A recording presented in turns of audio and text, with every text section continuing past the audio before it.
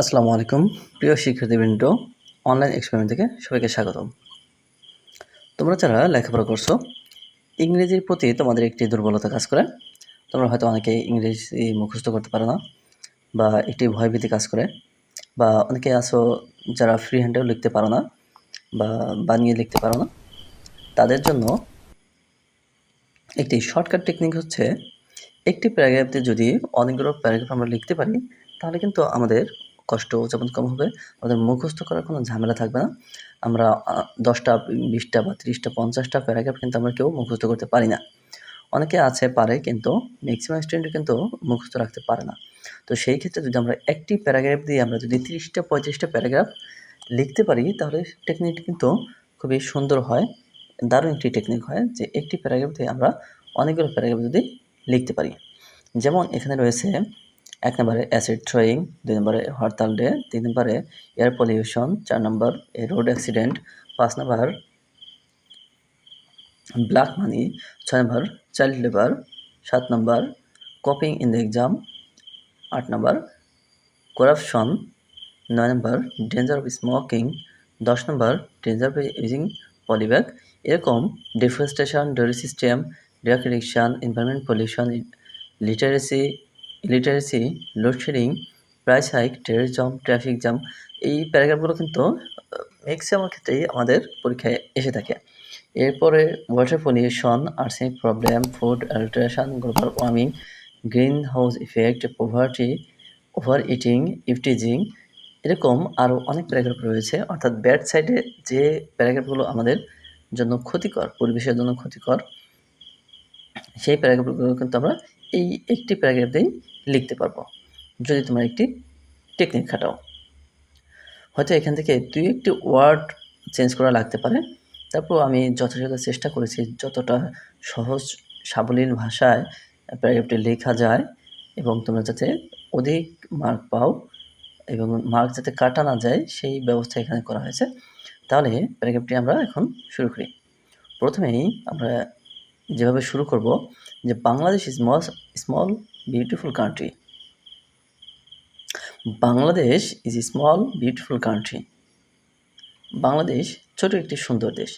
Besides many beauties, অনেক সৌন্দর্যের পাশাপাশি, some problems are hampered in our every life, কিছু কিছু সমস্যা আমাদের প্রতিদিনের জীবনকে ক্ষতিগ্রস্ত করে বা বাধাগ্রস্ত করে।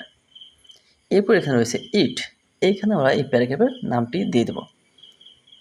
যেমন এখানে যদি আমরা ধরি এ রোড অ্যাক্সিডেন্ট, তাহলে আমরা এখানে লিখব a road accident is one kind of problem of them. Road accident এরকম একটি সমস্যা। It's a dangerous thing of for our life, এটি আমাদের জীবনের জন্য খুবই বিপজ্জনক। We cannot lead a happy and peaceful life for this problem, এই সমস্যার কারণে আমরা কোনো সুখী এবং শান্তিতে দিন কাটাতে পারি না, জীবন অতিবাহিত করতে পারি না।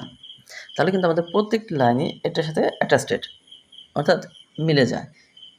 কোনো লাইনে কিন্তু আমাদের অমিল হচ্ছে না, বা আমাদের যে এই প্যারাগ্রাফের সাথে মিলবে না, এরকম কিন্তু কোনো লাইন আমাদের এখানে নেই। এরপর রয়েছে almost everyday we see the news of this in the news paper.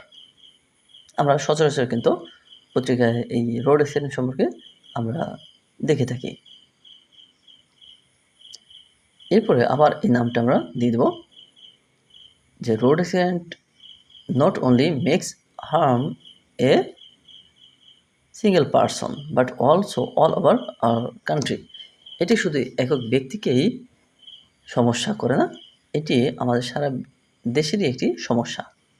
It's going out of control day by day, এটি আমাদের দিন দিন কন্ট্রোলের বাইরে, অর্থাৎ নিয়ন্ত্রণের বাইরে চলে যাচ্ছে। It's almost certain that one of the main causes it are the negligence of some people. এখানে বলা হয়েছে যে এটি প্রায়শই ঘটে থাকে বিশেষ করে কিছু ব্যক্তির অবহেলা কারণে।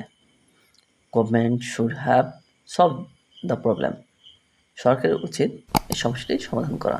Even in the developed country, এমনকি উন্নত দেশেও this kind of problem is very serious.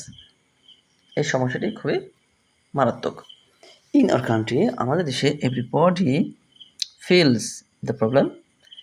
আমাদের দেশের প্রত্যেক লোকই এই সমস্যা অনুভব করে, but nobody takes proper steps, কিন্তু কেউ সঠিক পদক্ষেপ নেয় না টু রিমুভ ইট, এই সমস্যাটি দূর করার জন্য। The bad effect of it is bigger desertion. এর খারাপ প্রতিক্রিয়া বা বিপরীত পর্যায়ের চেয়েও বড় বা মারাত্মক। উই শুড রিয়েলাইজ দ্যাট, আমরা অনুভব করতে পারি যে it spoils the peace in our normal life, এটি আমাদের দৈনন্দিন জীবনের সুখকে নষ্ট করে। It ruins the standard of our society, এটি আমাদের সমাজের শৃঙ্খলাকে নষ্ট করে বা প্রতিহত করে।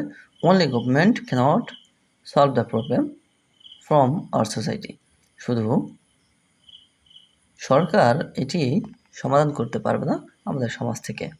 People should have help the government to solve it, জনগণকেও সরকারকে সাহায্য করতে হবে এটি সমাধান করার জন্য। This problem should be solved as soon as possible to build up our country, আমাদের দেশ তৈরি করার জন্য বা প্রতিষ্ঠা করার জন্য এই সমস্যাটি যত দ্রুত সম্ভব শেষ করতে হবে বা দূর করতে হবে। তাহলে এই প্যারাগ্রাফটির প্রত্যেকটি লাইনই কিন্তু আমাদের সামঞ্জস্যপূর্ণ, প্রত্যেকটি প্যারাগ্রাফের সাথে। তাহলে আমাদের এই প্যারাগ্রাফটি লিখতে কোনো অসুবিধা নেই, আমরা এই প্যারাগ্রাফটি কিন্তু সহজেই লিখতে পারবো, আর মুখস্থ করতেও কোনো অসুবিধা হবে না, কারণ এখানে কঠিন কোনো শব্দ ব্যবহার করা হয়নি। সর্বাত্মক চেষ্টা করেছে সহজ সহজ শব্দ দিয়ে এই প্যারাগ্রাফটি সাজাতে। তাহলে প্যারাগ্রাফটি তোমরা মুখস্থ করে নিতে পারো, বা কয়েকবার লিখলেই কিন্তু এটি অটোমেটিক্যালি মুখস্থ হয়ে যাবে। যদি এর পিডিএফ কপি কারো লাগে তাহলে কমেন্টে অবশ্যই জানাবে, আমি পিডিএফ কপিটি তোমাদেরকে পাঠিয়ে দেবো। ধন্যবাদ সবাইকে, আল্লাহ হাফেজ।